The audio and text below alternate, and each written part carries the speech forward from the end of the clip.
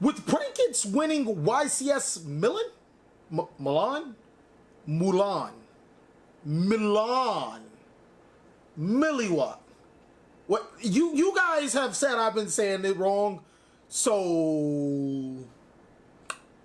With Prankids winning the first YCS of the December 2018 format, we already have those questions. Will this deck be meta? Well, whether it is or not, I'm going to be giving you guys the information to be able to combat the deck.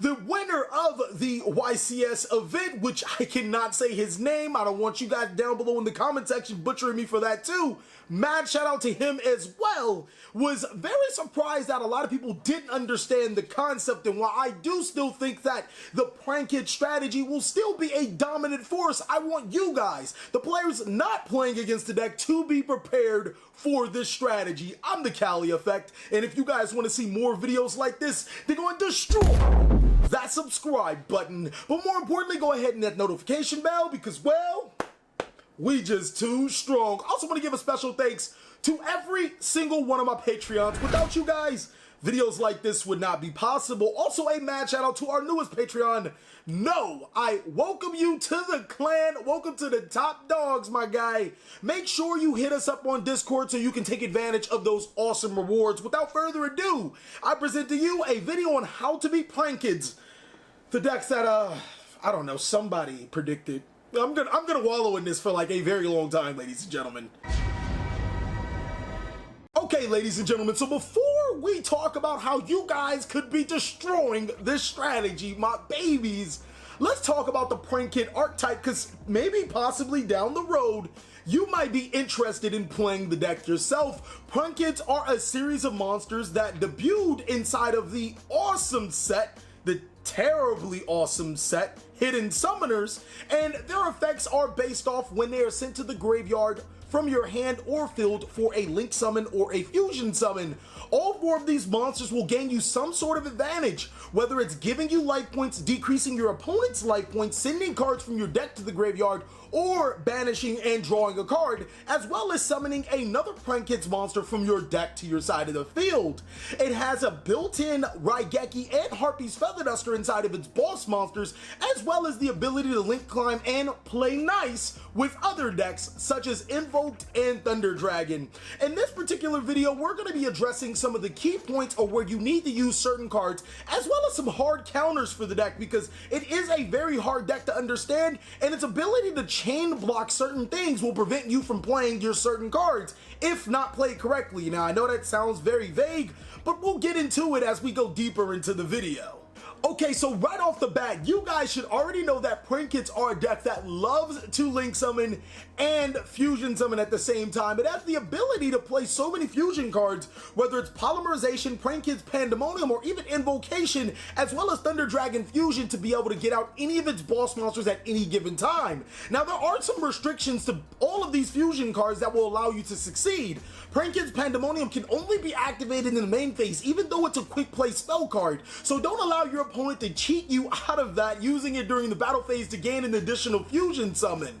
Thunder Dragon Fusion cannot fuse Prankid monsters in the hand, as well as Invocation can't banish cards from the graveyard to summon a Prankid monster. A lot of people get those confused because while in their respective decks, Thunder Dragon Fusion and Invocation are very powerful, being able to use those secondary abilities, and Prankids is not so much. You could just think of it as a very, very basic version of Polymerization, so they could try to get their cards out as fast as possible. Now, Polymerization is a very powerful card for the deck in itself because it is a card that they like to search into, allowing them to fusion summon into their best cards, that's going to be one of the more important things for you guys to stop. I'm going to be showing you guys the fusion monsters that you really have to look out for and what cards to counter, because that is the most important time that Prankids are vulnerable for these certain matchups. Now that we are done talking about the spell cards or the fusion spell cards that Prankids will play, and basically giving you the rundown on some of the cheats or things that newer Prankids players might not be aware of, we can start talking about the deck's biggest weakness. Its best card is actually not Prankids Battle Butler or Rip Roarin' Roaster. It's actually Prankids Rocket Ride, and please pardon my puns, but this guy will ride you to victory if your opponent doesn't rock it. Get it? Rock it, rock the boat. Okay, anyways. Prankids Rocket Ride allows you to spell summon 2 Prankids monsters from your graveyard to your side of the field. And at this particular time, this is where Prankids players have the least opportunities to chain block you from preventing this effect, as well as the most opportunity for you to get the most value out of any card that you play. Cards like Infinite Impermanence, Effect Veiler, Ghost Bell and Haunted Mansion, DD Crows to the target are very powerful against this particular situation, because not only does your opponent lose the target of Prankids Rocket Ride or can't activate the monster effect, but more often than not, the resources that they invested into the graveyard will no longer be able to get back to the side of the field without another extender. The exact same thing goes for Prankids Weather Washer, another card that is really powerful to the strategy, but if stopped at the right point in time, the deck is very vulnerable. I think that if you guys are playing against this Prankids deck, being able to stop it at this particular point is really, really powerful. It's actually going to be able to get you in some really solid positions to be able to win this game. Let's say for some particular reason, you know you're going to be staring down on a Rip Roarin' Rooster or a Prankids Battle Butler, knowing that if your opponent does summon that monster, you'll be in a pretty bad position. There's a really good thing about this. First, in order for your opponent to summon Rip Roarin' Rooster, they have to fusion summon, which means Weather Washer is going to be a prime candidate to stop. But let's say, for example, they're able to get into that Rip Roarin' Rooster or that Prankids Battle Butler. What do you do now? Normal effect negation cards don't work, but Infinite Impermanence is a prime candidate to stop that card effect while allowing you to play Yu-Gi-Oh! Another great way is to just kaiju the card. Kaijus are extremely good against your opponent using this strategy, whether you're trying to use Rip Roarin' Rooster to destroy all your spells and trap cards, or if they're using Battle Butler to disrupt you. This is huge because they've invested so many resources into that particular summon that getting rid of that card and then following up by getting rid of the Prankids cards afterward will put them at a severe disadvantage. A lot of players are scared of Prankids' plan, and it's for good reason. Its effect reads, during the main phase, you can activate this effect immediately after this effect resolves. Link summon 1 Link monster using Prankids monsters you control as material. When an opponent's monster declares an attack, you can banish this card from your graveyard, shuffle any number of Prankids cards from your graveyard into the deck,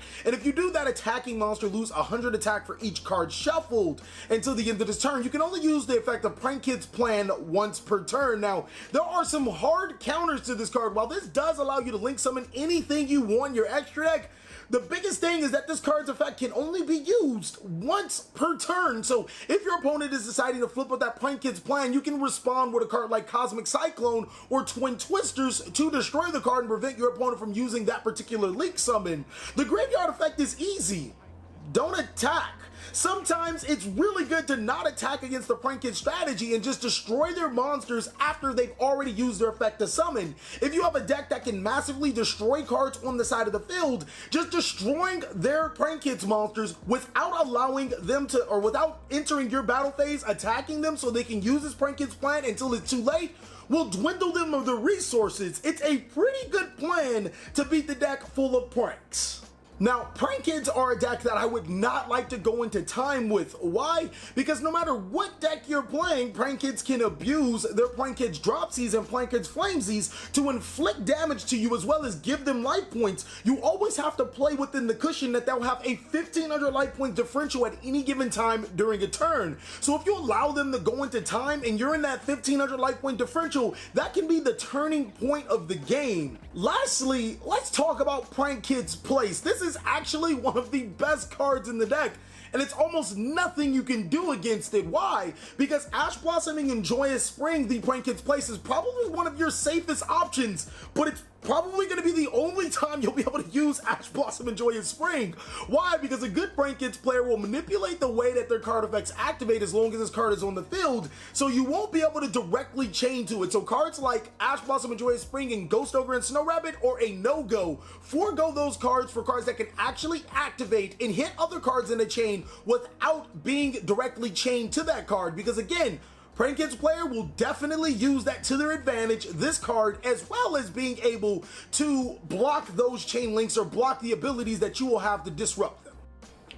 Now that that's all said and done, I want to give you guys some really hard counters for the Prankids strategy. You don't necessarily care about their link summoning, you really need to worry about their fusion summoning. So cards like Dimensional Barrier are really powerful against the deck, because most of the time when they want to go into a big link play, it has to do with a fusion summon beforehand. Using this card to prevent them from going into their Weather Washer or the Rocket Ride is going to give you a really huge advantage into the card game. Even the Thunder Dragon variant really will hurt to the Dimensional Barrier. Some other really good cards other than Ghost Bell, DD Crow, and Skullmeister is a card that is often forgotten. I think that Abyss Dweller is really powerful against the deck because, for obvious reasons, it prevents monster effects from activating in the graveyard, and your Prankids monsters, guess what? Guess where they activate, ladies and gentlemen? In that graveyard. Abyss Dweller is a really powerful rank 4 monster that you can summon to prevent them or turn off all of their effects, so you can go for some huge damage, if not gain.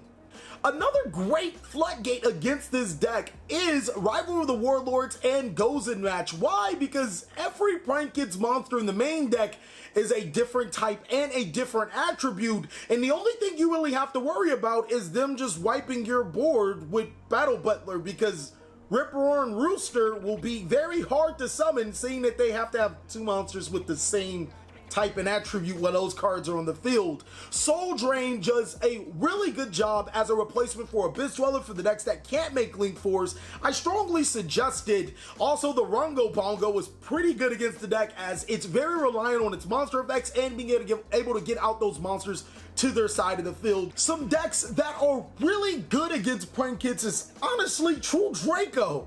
It already has the main board Rivalry of the Warlords or Gozen Match to stop the ability of Prankids to go crazy, as well as it has the built-in disruption for Prankids if they want to go Battle Butler or Rip Roaring Rooster. Destroying those spells and trap cards could be pretty problematic, and destroying the True Draco monsters, well, they normally have answers for that, with the Dragon Souls being able to get rid of it anyways, and them not committing so many monsters to the board makes Battle Butler a little moot. Cyber Dragon is actually really good against Prankids because it could force Prankids in some interesting situations. If they can pause the monster in the extra monster zone, special summoning a Cyber Dragon will probably force the opponent to trigger Battle Butler. They have to play their strategy a little more distant, and saying that, since Cyber Dragon is a very fast-paced disruptive OTK deck that can make Infinity to negate their important cards, it's a really bad proposition for the opponent to be in. There is another deck that I really like, and I know you guys are going to give me trash for it, but I'm going to say it, Noble Knight.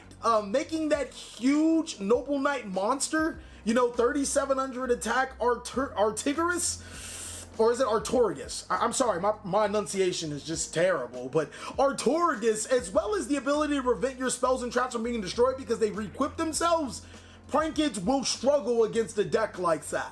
You have to be really wary with this deck. Cards like Thunder Dragon Colossus don't hurt this deck. Drolan Lockbird don't really hurt this deck. Ash Blossom is okay, but it's not great. The deck is very beatable, and it does make you change the concept of how you're going to be deck building, because some of the best cards of the format that are great against other decks aren't so great against Prankids. Thank you guys so much for watching another segment of the TheCaliEffect. I really hope you guys enjoyed this video. If you did, go ahead and give it a like, and if you didn't, let us know down below in the comment section what we could do to be better. If it's enunciating YCS Milan, I swear it's Mulan, like from China or whatever, please like, comment, subscribe, but most of all, enjoy. I hope you guys are having a great day like I am.